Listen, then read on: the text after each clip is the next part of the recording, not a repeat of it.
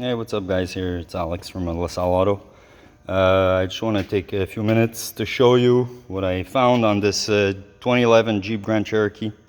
So I had a broken gear for the blend door actuator, and I'm going to show you why the gear broke and the solution I found not to have to change the HVAC unit, because my understanding is if you want to fix this correctly, it's basically tearing the dash apart and changing the HVAC unit. So, long short, the guy went to another shop. The guys over there told him the clapet inside the HVAC unit was broken, and they had to change the HVAC unit. This is not exactly what happened.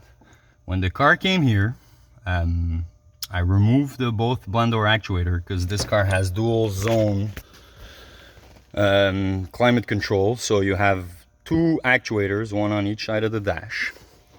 The one that was causing the most issues was the one on the driver's side, obviously, and the one the guy wants to use the most. And the guy, it's pretty hot out here these days, and it's when it's blasting only hot air when you're driving your car, it's not the best. So I'll go ahead and show you what I've done over here.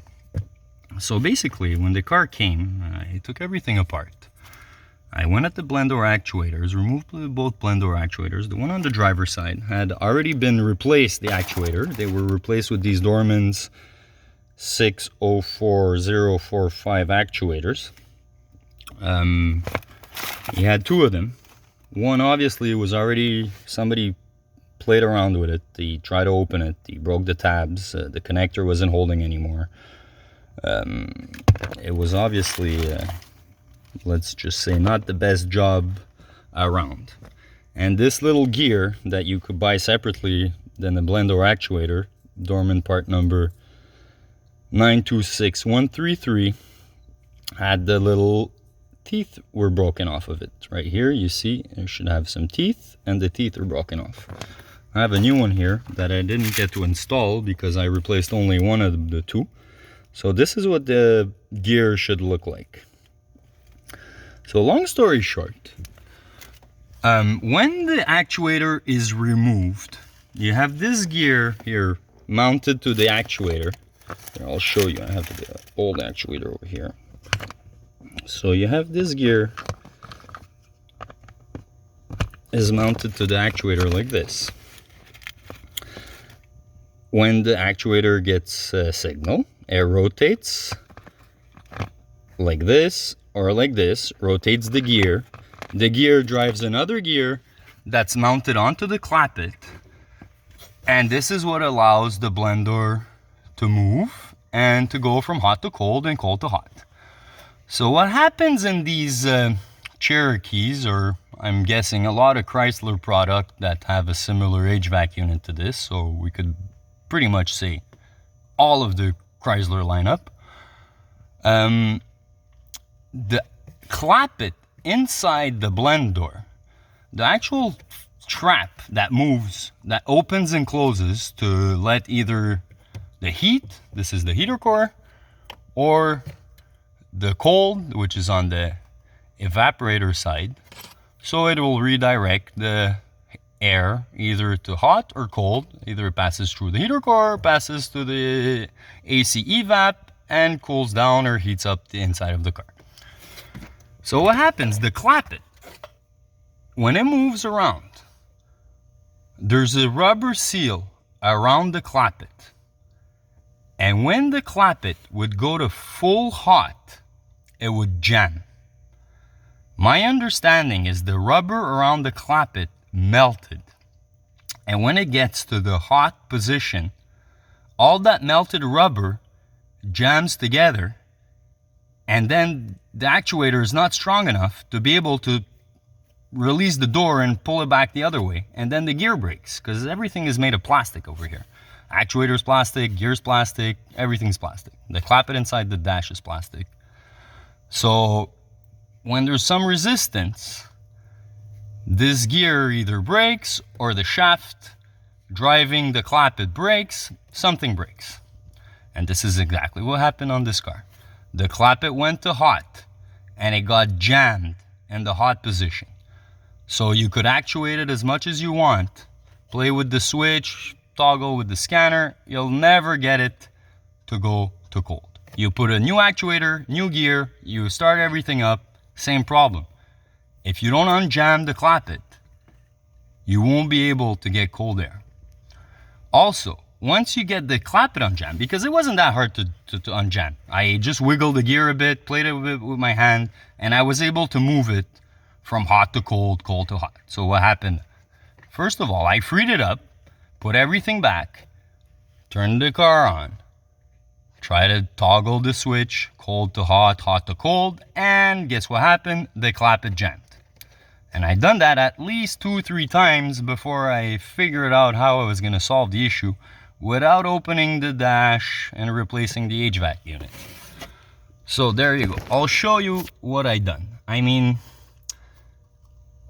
I would say this is a kind of a ghetto fix, but honestly, I'm pretty confident this is going to work for a while. And I'm going to give warranty to my customer. And before I would change the HVAC unit, it's worth a while. So here's what I done. This gear, the gear on the actuator. I'll give you the good one. This gear on the actuator, as it rotates, these little tabs right here, this guy and that guy, they're basically the stopper for the gear. So as the gear rotates, when it hits right here in the HVAC unit, there's a little, I guess, stopper for the gear. So as you see right here, this part here is part of the gear. This is part of the HVAC unit. As this rotates, when it comes to this piece here, this is what stops the actuator motor. It feels resistance and it stops rotating. So this is in the cold position, and when it rotates to the hot position, it gets like this. And when this little tab here hits the stopper, the actuator stops rotating. So what would happen? When I would put it in the hot position, when the gear would rotate and then the stopper would get to the gear would get to the stopper, the door would get jammed. So now I was trying to figure out, how am I going to prevent the door from jamming? But also, I want it to close because I want to have heat inside the car. I don't want it to stay half open. And if I was in Florida or I was down south, it wouldn't be so bad. But up here in Canada, in the winter, it gets pretty cold and you want to have some heat inside your car. So what I done, I basically extended the stopper. I made the stopper slightly thicker. So when it rotates to the hot position, it doesn't close the blend door all the way to the point where it gets jammed. It just stops just before where it gets jammed. Because if I would rotate it by hand, when I was rotating the gear, it wouldn't jam. But if I would put it all the way to the hot side, then it would get jammed. But when it was free, and it was like basically touching but not jammed, it was still blasting full hot air. So what I done, here, I'll show you guys. I'll start up the car. Right now, the actuator's in the cold position because it's June and it's I was testing because the guy's complaining he has no AC inside the car. And now let's put it to the hot position, see what happens. And you're gonna see the cool device I fabricated. There it goes.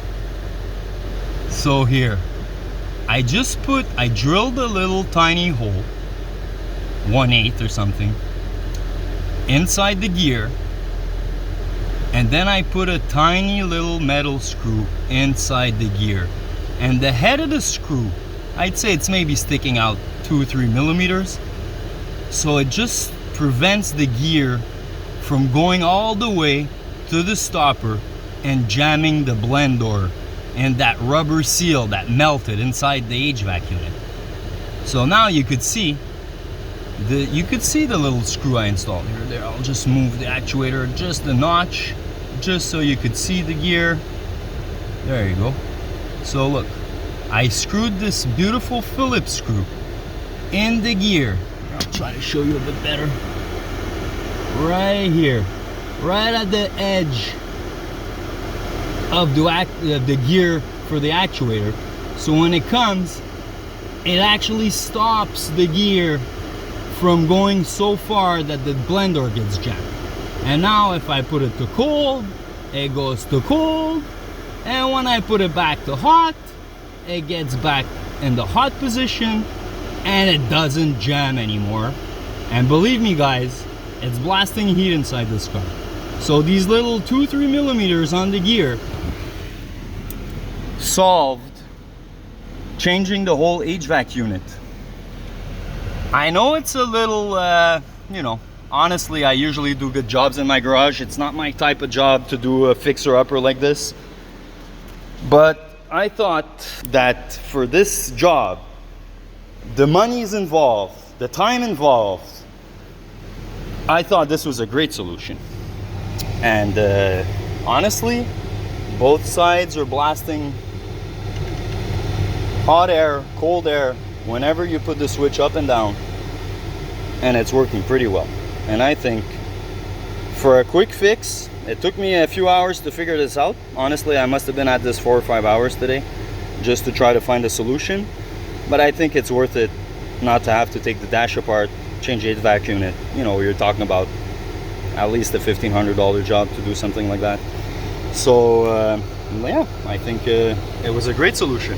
And there, last thing I want to show, this Dorman actuator here on the right side, for some reason, the polarity was reversed. So when I was putting it on hot, it was going to cold. When I was going to cold, it was blasting hot air.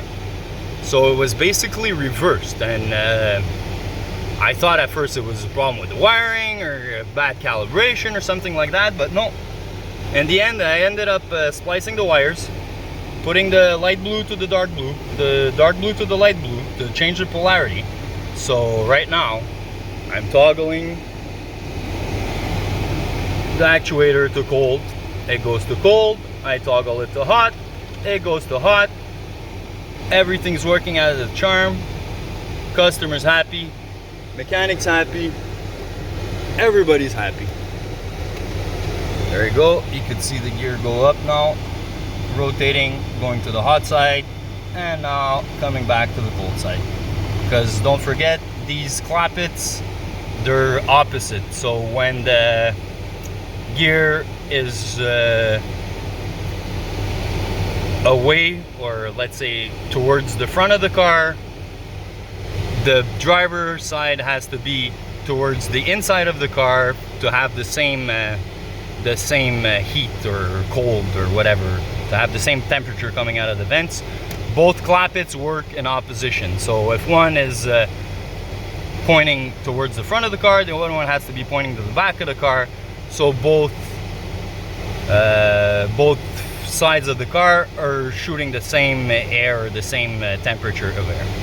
So that's it, guys. I think it was worth the. It was a little tricky to figure out. I see a lot of guys changing HVAC units, tearing the dash apart. I mean, if the clappet's broken, you have no choice. There's no other option. But right now, I know the clappet was working because I would put it by hand, and I was able to get both hot and cold air on the driver's side when I was actuating the clappet by hand. So there's no reason for me to tear the dash apart and replace the clappet. If I could do it by hand, I'm sure the actuator could do it. So there you go, guys. Everything's working, and I hope it helps you guys.